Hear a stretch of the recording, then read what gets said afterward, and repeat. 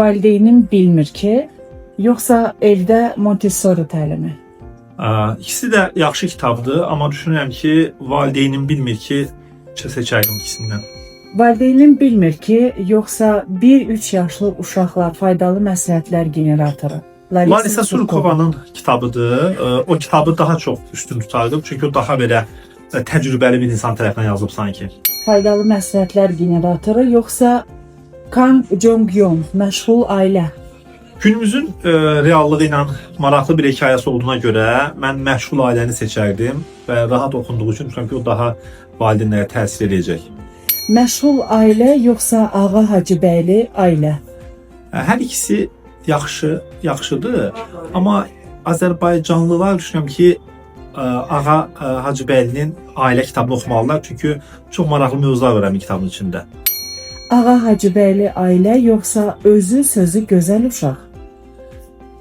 Əslində hələsi fərqli insanlara xitab edir, amma düşünürəm ki, ailə. Ağa Hacıbəyli ailə, yoxsa Christy Goodwin, rəqəmsal dünyada uşaq böyütmək. Ən çox sevdiyim kitablardan birisidir bu rəqəmsal dünyada uşaq böyütmək və günümüzdə düşünürəm ki, valideynlərin mütləq oxumalı olduğu kitabdır, ona görə rəqəmsal dünyada uşaq böyütmək. Rəqəmsal dünyada uşaq böyütmək, yoxsa Diqqət evdə uşaq var, psixoloq Elmir İskəndərov.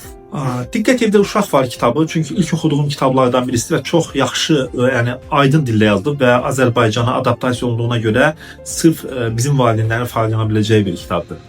Diqqət evdə uşaq var, yoxsa uşaq nəyi, niyə edir Adəm Günəş? Adəm Günəşin Uşaq nəyi niyə edir kitabı, çünki bu da mənim valideyn olduqdan sonra oxuduğum ilk 2 ya 3 kitabdan birisidir. Uşaq nəyi, niyə edir kitabı, yoxsa bağçada artıq gec olacaq? Bağçada artıq gec olacaq kitabı Masari Bulkanın kitabıdır. Çox möhtəşəm bir kitabdır. Məni uşaq tərbiyəsindən bağlı kitablar oxumağa sövq edən kitabdır. Ona görə bağçada artıq gec olacağı seçirəm. Son olaraq bağçada artıq gec olacaq, yoxsa uşaq ürəyi? Təbii ki, uşaq ürəyi. Düşünürəm ki, ümumiyyətlə uşaqları anlamaq üçün, uşaqlarla empatiya qurmaq üçün, mən uşaq dünyasına baş vura bilmək üçün uşaq ürəyi ilə mütləq tanış olmaq lazımdır. İtalyan pedaqoq Edmondo de Amicis'in Uşaq ürəyi əsəri mənim seçimim oldu. Təbii ki, bunlar mənim seçimim idi. Hər biri bir-birindən dəyərli, faydalı və insanların maraqla oxuyacağı kitablardır. Valideynlər bu kitabı istədiklərindən başlaya bilərlər və hər birini literadan əldə etmək mümkündür.